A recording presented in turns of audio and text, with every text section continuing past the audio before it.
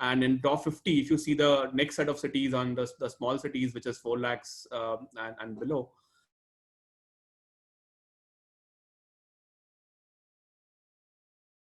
category in the top 50. The whole idea of the local movement is very critical, and the participation of people and the very structured approach of the municipal corporation. I think that has all come together very well for Indore. Yeah. No, definitely. I mean, since the time it was launched in 2016, right? This has been a sort of a measure which is at unparalleled scale, essentially. And I believe that there's a larger significance to this, right? Beyond, what some of us tend to believe. I mean, it's a question of health. It's a question of public health. It's a question of human dignity, self-esteem, so many other things. What are some of those things related to the Swachh Bharat mission itself?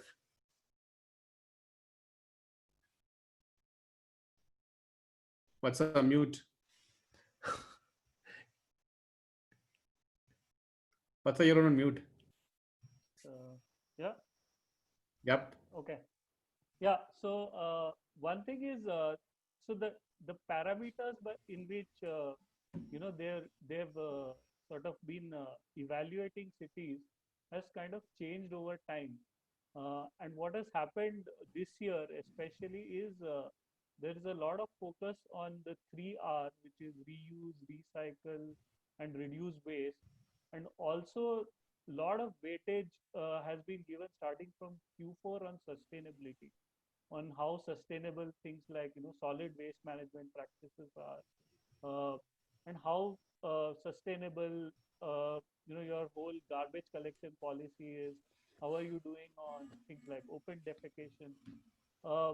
What that means is that this will not likely be a flash in the pan, and we will see a longer term impact, it becoming sort of more of a habit. I mean, the one thing that I have seen with Swachh Bharat is that littering is kind of now looked down upon. If you just went back 10 years in India, that was Absolutely not the case.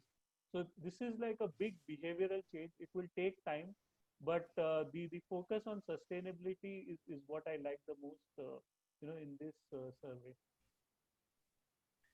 Just to add here, good points. See, the program was launched in 2014. I mean, people had then mocked it, saying it's just a photo op, etc.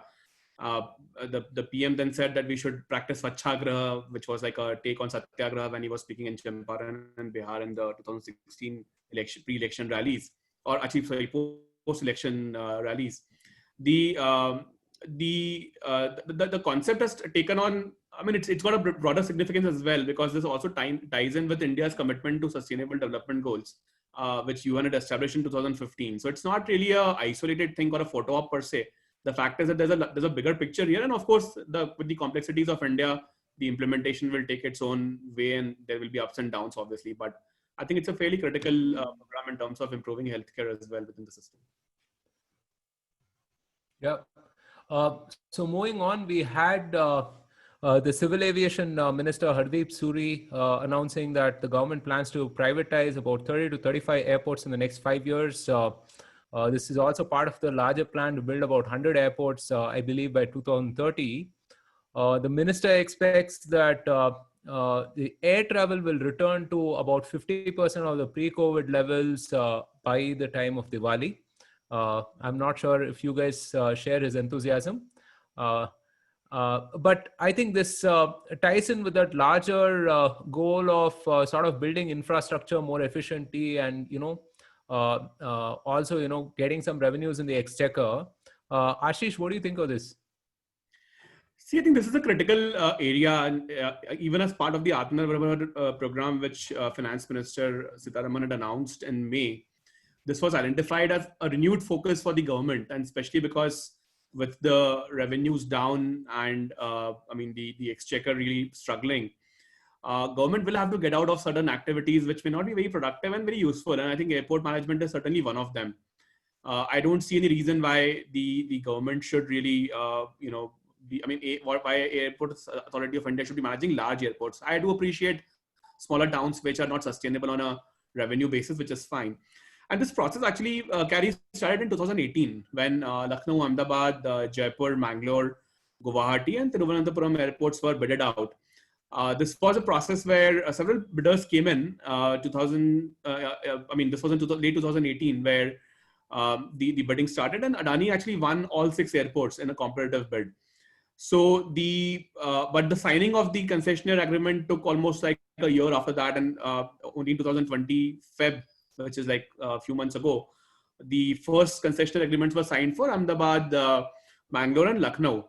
And the other 3, which is Guwahati, Thiruvananthapuram, and Jaipur, was still pending. I mean, partly political reasons and partly because of the structuring of the deal. So that's now being approved.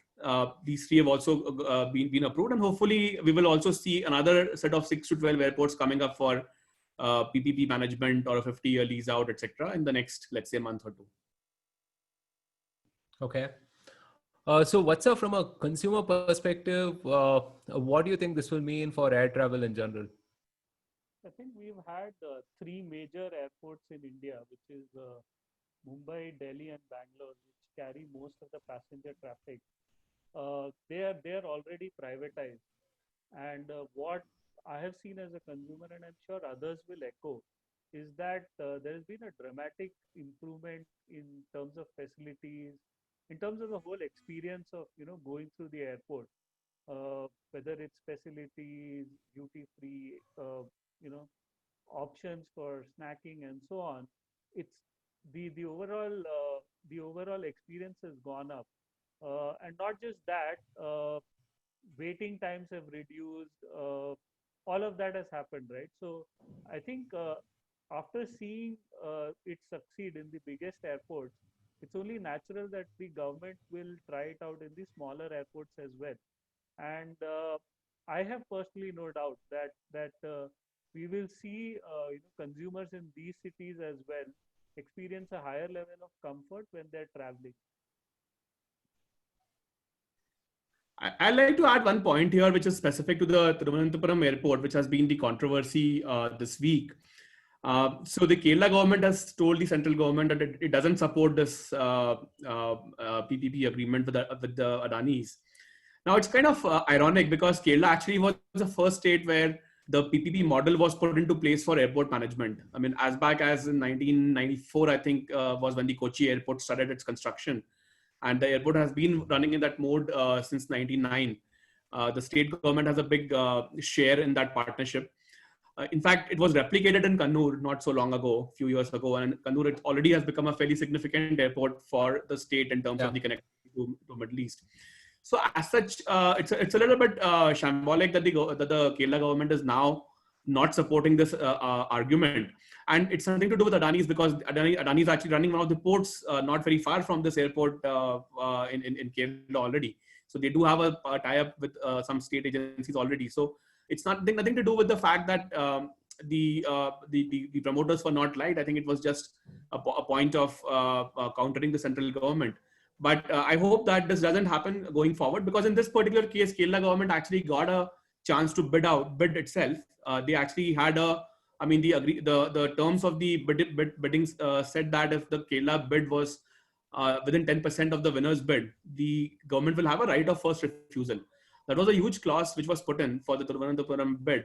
And even then, the government didn't win. I think they were about 19% under the Adani bid. So they lost it fair and square in a commercial bid. I mean, I hope that this doesn't lead to the stalling of the process, because once the precedence is set, other states, and especially in the opposition-ruled states, there could be more such noises. So hopefully this will be nipped in the bud, judicial process, etc.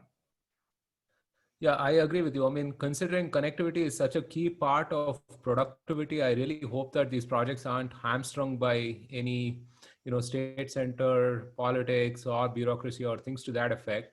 So moving on, we had, a few measures against China that were announced. I mean, the relationship continues to be frosty. So the tender for about 44 Vande Bharat trains was cancelled after a bid from a Chinese joint venture.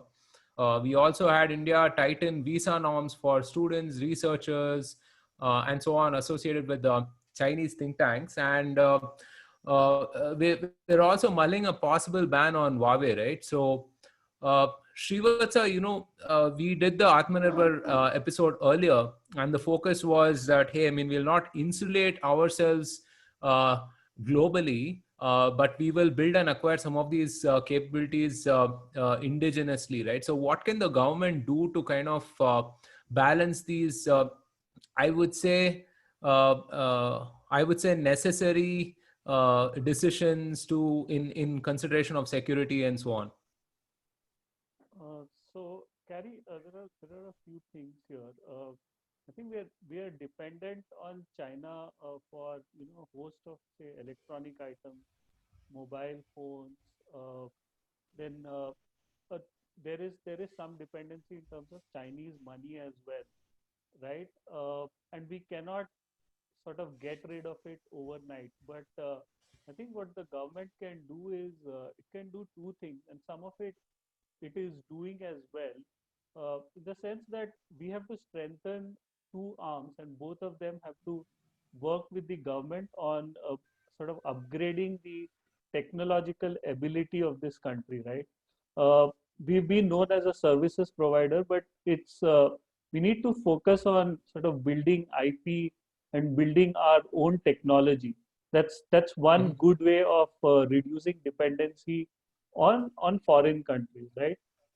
So one of the things that the government is trying to do through the AI policy is to sort of let industry work on applications, and have the academic institutions tie up with industries and work on research. And I think it's a model that they can scale to other parts, whether it be hardware manufacturing, chip designing, and so on. uh, it's not going to happen overnight, and I think we need to be very cognizant Mhm. and clear of this. What we need to understand is that it's going to take probably a decade or two, but in that time government has to work with both academia and also private players, to uh, so we move away from being just service providers to someone who can build sort of technology and IP. And it's a long term game. We've just started on it, but I think we need to be on it Yeah. for like a couple of decades for it to bear fruit. Yeah. No, I couldn't agree more. I mean, necessity is the mother of invention. And this is something that has been long due for us. It will force us to invent the technologies and build the technologies that we require, right? Not to say that we shouldn't acquire some of these from more friendly governments and states as such. But yeah, I mean, even the China story has been 20 plus years in the making, right? So no time like the present to start investing on some of these indigenous technologies. So I'm pretty excited for what's to come. Ashish, on one of the other measures, which is tightening the visa norms and so on, the Chinese have been infamous in infiltrating mainstream academia. We had the recent case of the Georgetown University professor, right, who was actually on the payroll of the Chinese. So, do you think this is a step in the right direction? Yeah, absolutely. I think one good thing is that the government is signaling that it is not going to back down from the ban put on 59 apps. There was some theory that the government may revoke it, or if when things become Yeah. better, we basically step back. But it doesn't look like that. I on that sorry, on that point, I mean, literally, uh, I think 4 or 5 big shot VCs and tech guys on my timeline had tweeted just after that announcement that we're going to disable that in about a week or 10 days afterwards, right? Or some even said 20-25 days or whatever. So that hasn't happened. Yeah, so that's been a surprise to a few of them. Sorry. Yeah, and in fact, not just India not backing down. I mean, it has emboldened even the US to act Yeah. on the tech side, right? So, I mean, of course, ByteDance is challenging the presidential decree of getting the company sold by 15 September. But the fact is that someone had to point out to Emperor Xi that he was naked, and I think we started that process. I mean, we discussed this before on all the other episodes of Bharatvaarta. The fact is that the denial of visa, I mean, it's not denial, it's more scrutiny, but clearly it will result in denials. It's very obvious. Uh, to Yeah. industry experts, to academia, to advocacy groups. I think that is very clear sign that China will not be allowed to meddle, at least in person in India. I mean, of course, this is a digital world, so you can only go so far. But I think it's a very strong signal more than anything else.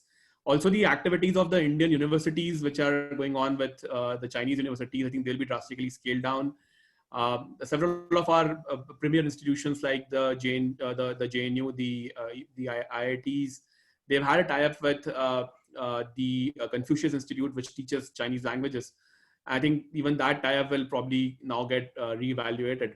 And finally, I mean, if the Huawei ban happens eventually on 5G, I mean, that will be like the cherry on the top. So let's see, I mean, how far the government goes and how quickly.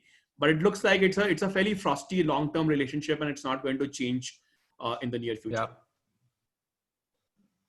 Yeah, absolutely. So moving on, the Congress leadership is in focus again, and it almost seems like the forces of nature are conspiring to make our former episodes of Bharatvaarta more relevant and plug-worthy every week, right? So we had an episode on the possible revival of the Congress.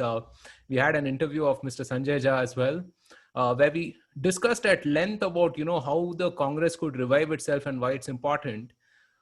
So last week we had 23 senior Congress leaders, including 5 former chief ministers, right to Sonia Gandhi, calling for sweeping changes. To quote, I mean, they call for a full-time and effective leadership that is both visible and active in the field, elections to the CWC, the Congress Working Committee, and urgent establishment of an institutional leadership mechanism to collectively guide the party's revival. Man, if that is code for something, I can't figure what that is. So, Ashish, what do you think this means? It means that Congress is a party of lawyers, and it shows in the letter the complexity of it. I think more generally, what it means is that the old guard doesn't want to lose power. I think they realize that Rahul Gandhi has his own designs, and as we discussed in episode 31, a lot of people mock Rahul Gandhi, but the fact is that he is very, very ideological. If he comes back to the helm, some of this old guard will lose relevance. So they wanted to preempt that by saying that there should be elections, in which case some of these folks will have mandate to hold different posts in the party. And even if then Rahul Gandhi becomes the president of the Congress, they would still hold some relevance. So I think they are probably trying to defend their own turf with an imminent change in the presidency. Whether they will hold the election to the Congress presidential post remains to be seen. That last happened in more than 20 years ago, and the candidates who were talked about in those times. I mean, of course, Sitaram Kesri had a very bad experience when he lost out in the race, and then later on again Jitin Prasada, who contested against Sonia Gandhi. Now he is no more. So it seems like ages ago that the Congress actually held internal elections. So it will be a surprise if they do it again after all these years. Yeah. Vatsa, do you see this as a positive sign for the Congress? The fact that people care, the fact that people are speaking up.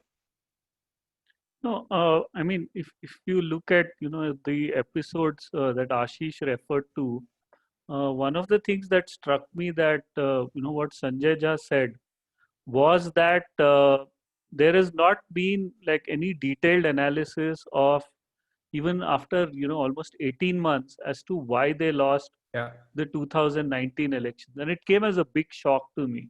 A national party which for a long time was considered as the natural party for governance in India has now been out of power for 6 years, and they have not even analyzed as to why they've been out of power.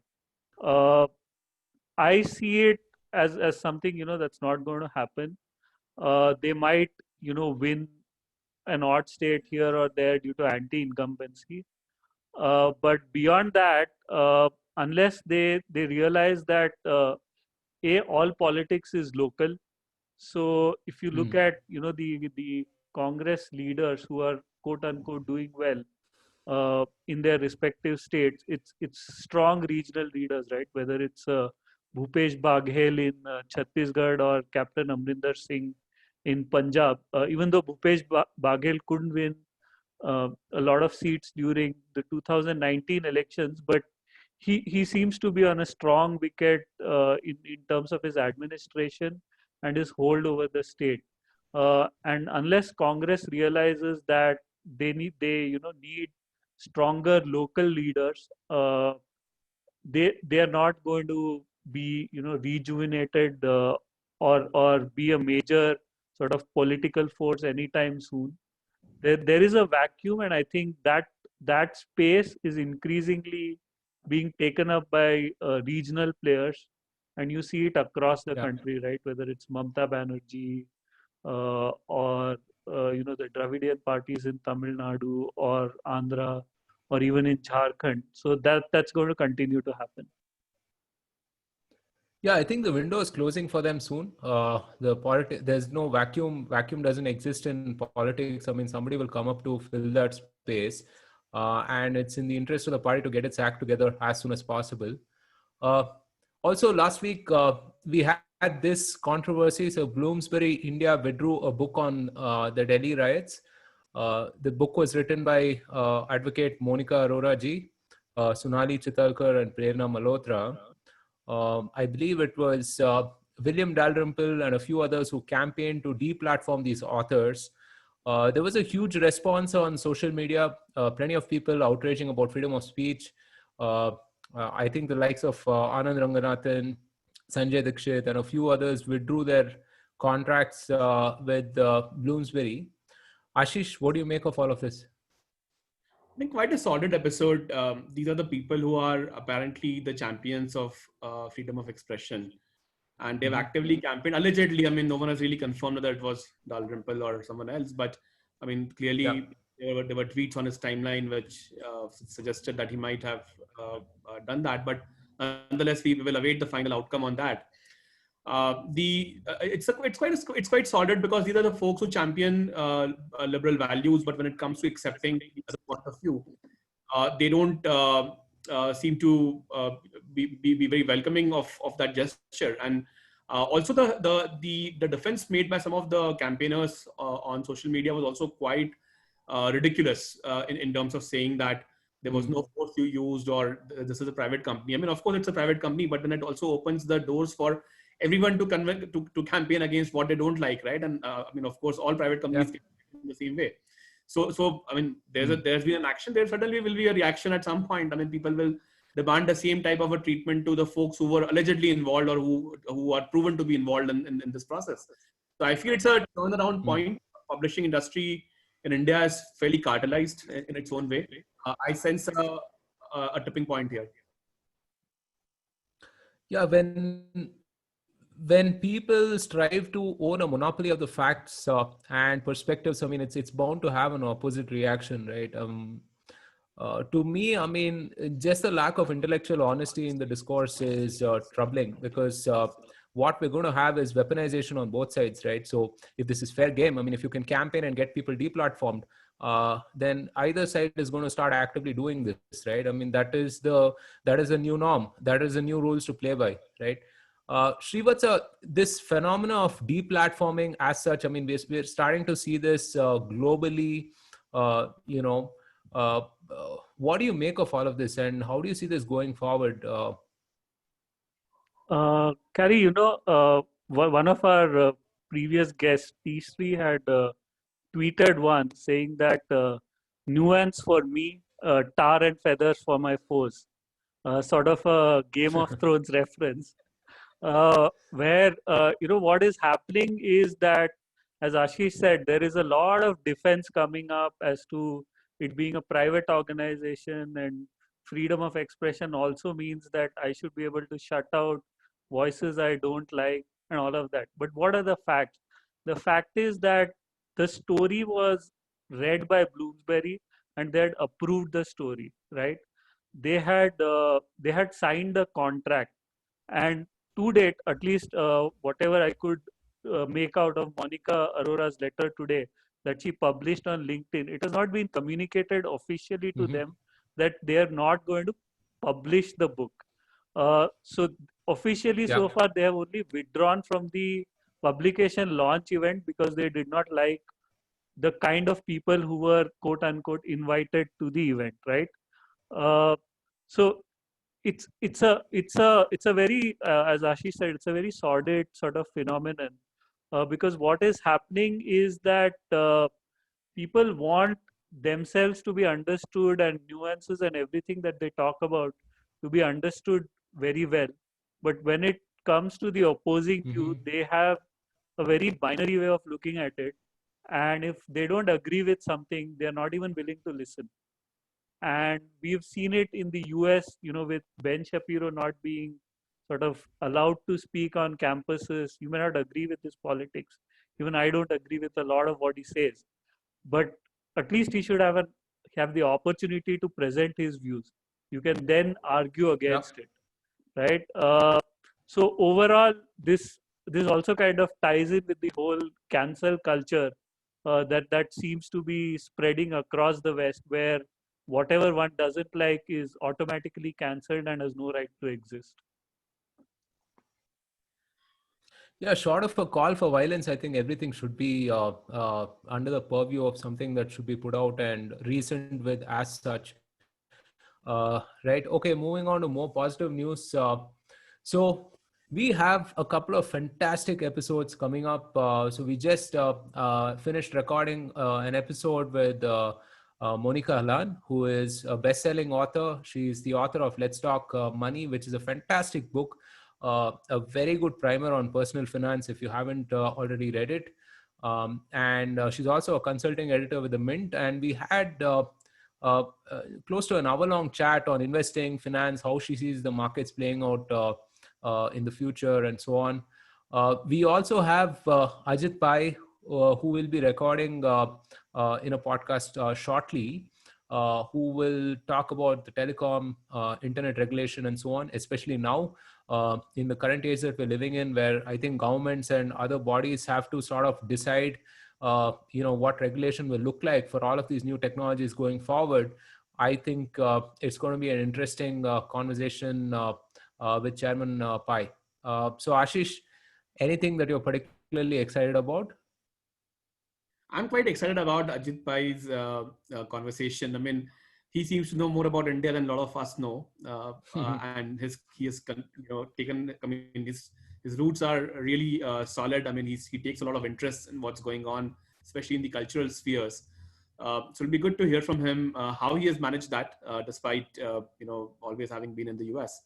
Monica, I've been following Right. her articles and writing in fair detail, so I know what to expect from the episode. But look forward to listening to both. What's any thoughts? I'm actually looking forward to the Monica Halan episode. I think it's something a lot of people need, which is financial education, especially on Mm-hmm. how to sort of manage your own personal wealth. There is a lot of selling that happens in this space. Some of it is mis-selling, but the thing that bankers always tell you is caveat emptor, so buyer beware, which means that as consumers we should educate ourselves on financial instruments before making investing decisions. And the fact that someone has uh, consistently written about it and you know talks very sensibly about it, uh, Yep. and understands the concepts well, I'm really looking forward to that. Also, Ajit Pai, as Ashish said, it's quite astounding how much he sort of knows more about India than most of us. So definitely looking forward to that one. Okay, fantastic. And that's a wrap from us at Bharatvaarta. This was the weekly, and hope you really liked it. Let us know what you thought about it. Follow us on social media. We are at Bharatvaarta on Twitter, Facebook, and a bunch of other social platforms. We have a couple of episodes coming up, as you saw. Look forward to you checking those episodes out and letting us know what you think. Any final thoughts, guys? Look forward to the two podcasts, Carrie, next week, and really enjoying so far how we have managed to get some of the very pertinent voices about India on the show. Yeah, I just hope we continue to get diverse voices across a breadth of topics. on Bharatvaarta. That seems to be the biggest strength, and it's what a lot of people like about Bharatvaarta. So more of that. All right. Thanks so much for your time, Ashish and Srivatsa. This was fun. We should do this more often. So see you guys next week, and stay safe and take care.